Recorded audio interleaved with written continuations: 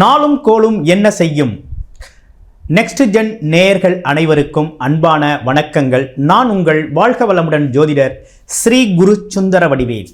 இப்போ பார்த்தீங்கன்னாக்க புரட்டாசி மாத பலன்கள் 2025 வரக்கூடிய இந்த புரட்டாசி மாத பலன்கள் எப்படி இருக்க போகுது, என்ன விதமான மாற்றங்கள் முன்னேற்றங்கள் நம்மளோட வாழ்க்கையில் இருக்க போகுது அப்படிங்கிறத முழுமையாக பார்க்க இருக்கிறோம். இந்த புரட்டாசி மாதத்தோட ஸ்பெஷலே என்னன்னு கேட்டிங்கனாக்க 4 விதமான கிரக பயிற்சிகள் நடக்குதுங்க. சூரிய பகவானோட கிரகப்பயிற்சி, புதன் பகவானோட கிரகப்பயிற்சி, சுக்கிர பகவானோட கிரகப்பயிற்சி, செவ்வாய் பகவானோட கிரகப்பயிற்சின்னு 4 விதமான கிரகப்பயிற்சிகள் இருக்குது.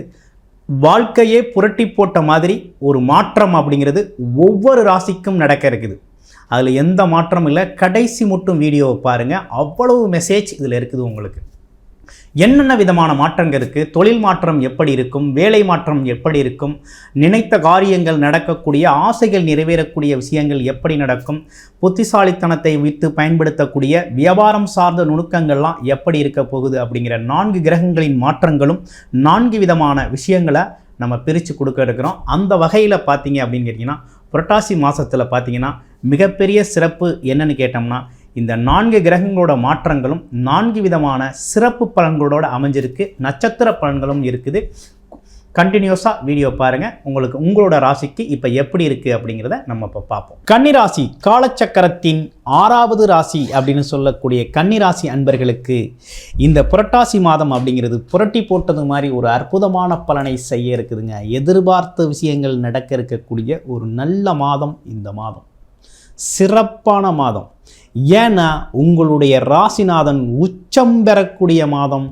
அது மட்டும் இல்லாமல் உச்சம் பெற்ற உங்களுடைய ராசிநாதனோடு அதிகாரம் மற்றும் பதவி மற்றும் பொறுப்பு அப்படின்னு சொல்லக்கூடிய சூரிய பகவான், பிரகாசமான அமைப்பு கொண்ட சூரிய பகவானோடு சேர்ந்து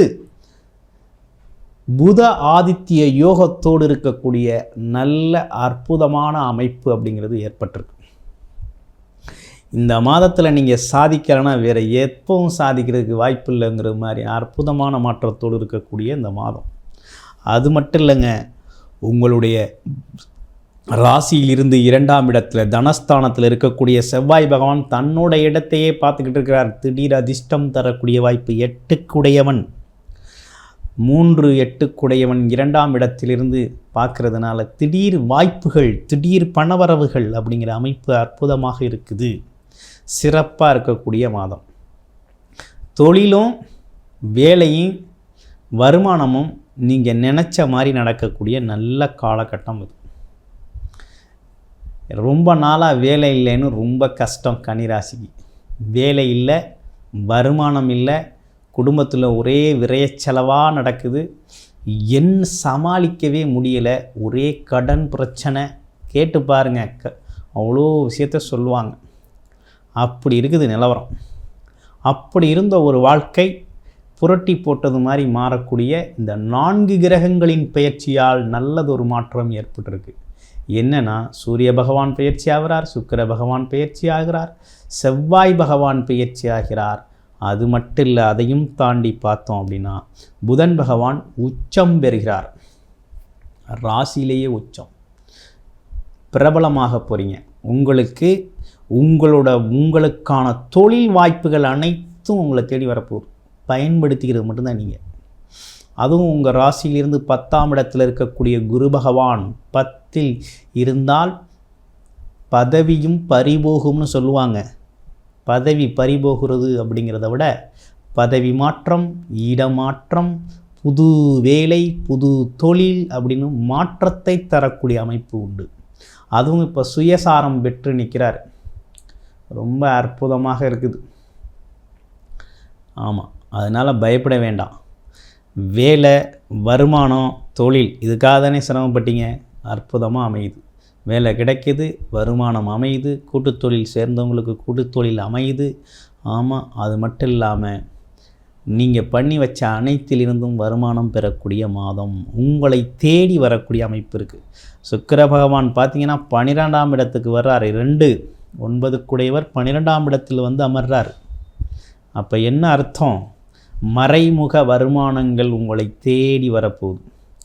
ஆமாம், உங்களுக்கான வருமானம் அப்படிங்கிறது அற்புதமாக தேடி வரப்போகுது. நீங்கள் தான் பயன்படுத்திக்கணும். உங்களுடைய பிறப்பு ஜாதகம் எப்படி இருக்குது, இந்த 4 கிரகங்களும் எப்படி இருக்குது, இதோட தசாபுத்தி அமைப்புகள்லாம் எப்படி இருக்குது, எப்படி இணைவு பெற்றிருக்குது, நல்ல யோக பலன்களை தரும் வகையில் ஆட்சி உச்சம் பெற்றிருக்கிறதா அப்படிங்கிறதெல்லாம் பார்க்கணும். பிறப்பு ஜாதகத்தின் தசாபுத்தியை ஒரு தடவை பார்த்துக்கிட்டு பலனிடுங்க.